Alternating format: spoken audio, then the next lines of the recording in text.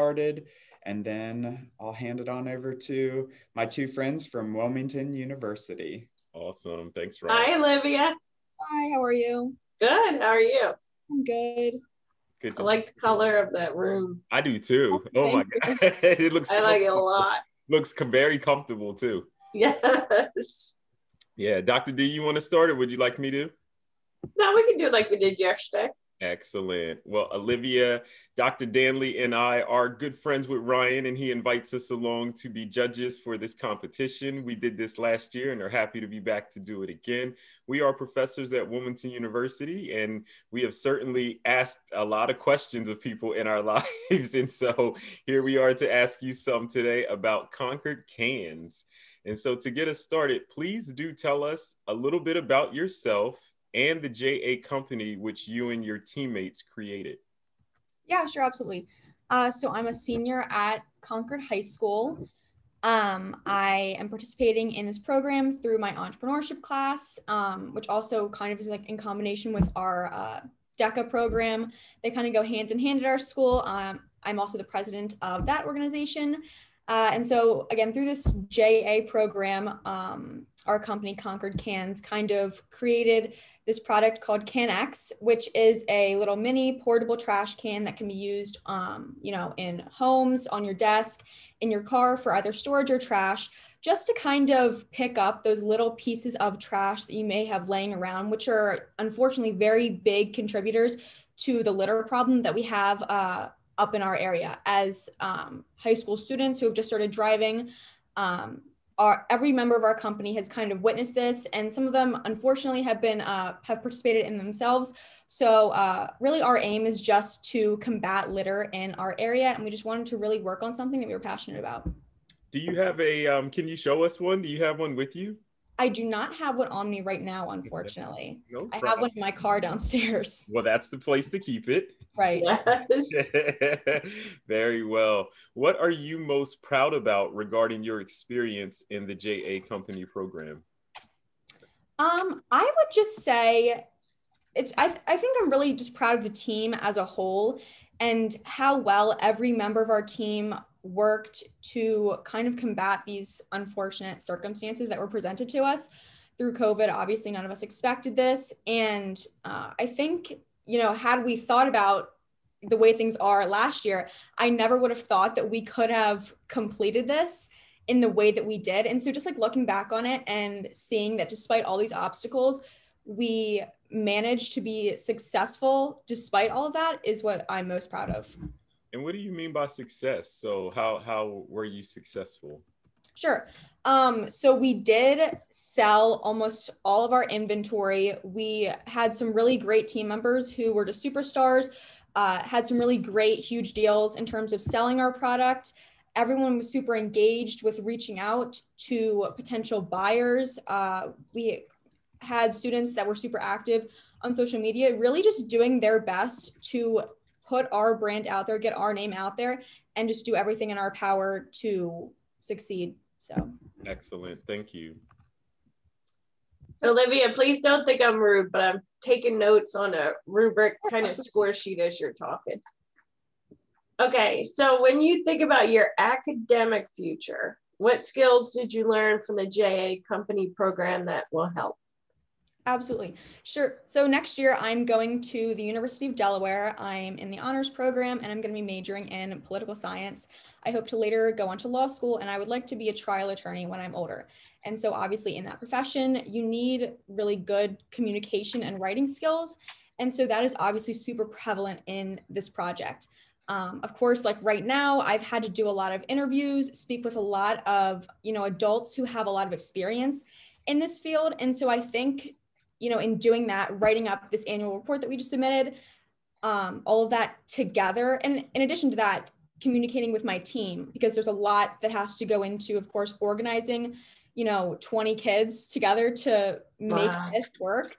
My communication skills, I think, are just a really big part of what I'm going to be doing in my academic future. So that is what I think has not only helped me the most, but improved the most. Awesome. Now, what do you think about your professional future? What skills did you learn from the program that'll help? Sure. So kind of just the same thing. Communication and writing and presentation skills. Of course, you know, when you think about like being a trial attorney, you're going to have to stand up in front of a room full of people, in front of a judge, and just, you know, argue your case. And so this kind of setting right here is what's really helped me. I think this is my fourth interview maybe I've done this year. And, you know, each time it gets easier. So, you know, I mean, I don't feel as nervous like this time as I did maybe the first time. And so I just really enjoy like, you know, talking to people and getting to improve my communication skills, especially in front of adults who know a lot more about this than I do. Awesome. Thank you. I don't know. You might be teaching adults some things they don't know. I know, right? Yeah, don't ever think they know more. We pretend a lot, I guess. Yeah. Yeah. So as the president of your company, what strategies did you use to keep employees motivated and engaged?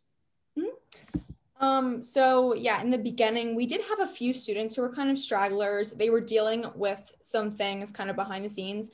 I think the same thing goes for, you know, in any situation. There's a lot of times things that we don't understand that are going on in people's lives. And so because of that, I as the president had to really take the initiative to kind of reach out to those students, you know, maybe not through Zoom because, you know, that clearly wasn't something that was engaging to them, but whether that be over text or social media, to kind of reaching out to them saying, hey, what's going on? What can I do to help you succeed and help you just be successful in completing your part of this project? So just constant contact with them. Right. And what was your initial sales strategy and how did that impact your overall performance? So our initial sales strategy was to kind of delegate because we ordered 300 cans. That was our initial order that we placed. We kind of delegated 10 cans to each student in the organization and kind of just said, hey, go ahead and attempt to sell these 10 cans in whatever way you see best fit, you know, kind of just these one-on-one sales just to kind of get ourselves out there. For some students, that was absolutely successful. They sold the first 10 cans they were given within like the first couple of days, and then they came back for more. Other students, like myself, it was a little bit more difficult because I don't have some of those, you know, family or work connections that some of the other students might have to make me successful in that way. So because of that, we kind of then changed up our strategy and we had these little pop-up shops that we did. We were only able to do one this year, unfortunately. And so students could go and participate in those and they could get commission, you know, towards like their 10 cans based off of those kinds of things. And then we also had some opportunities as a group to make bigger sales, you know, which would again kind of go towards each student's individual goal.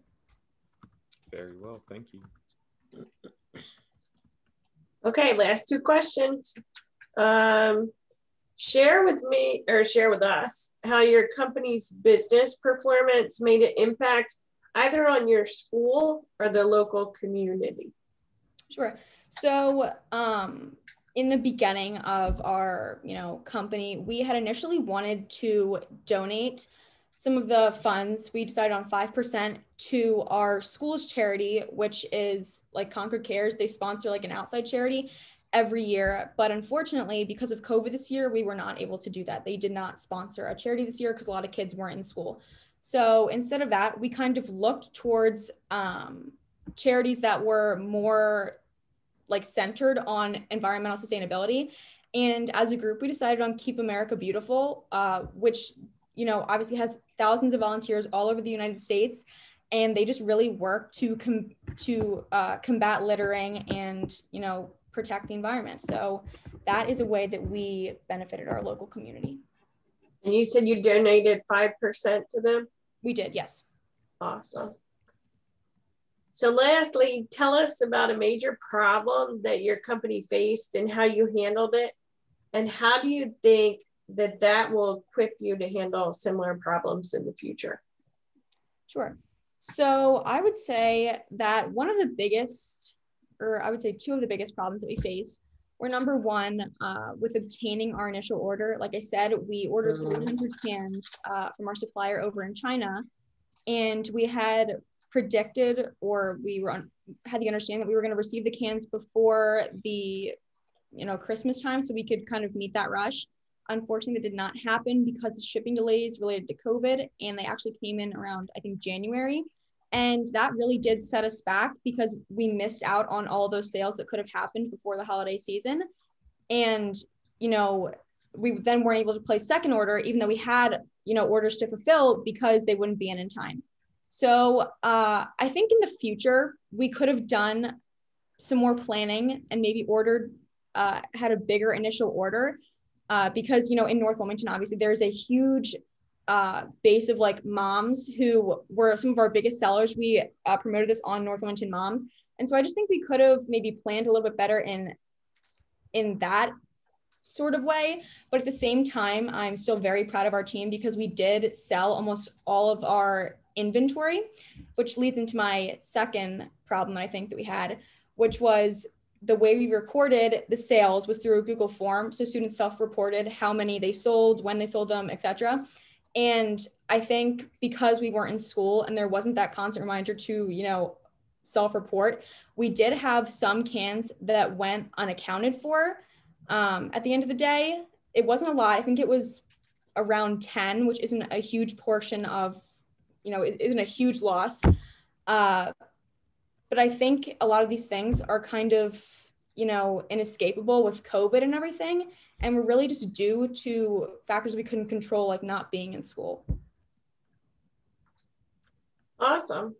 Well, that's it from us.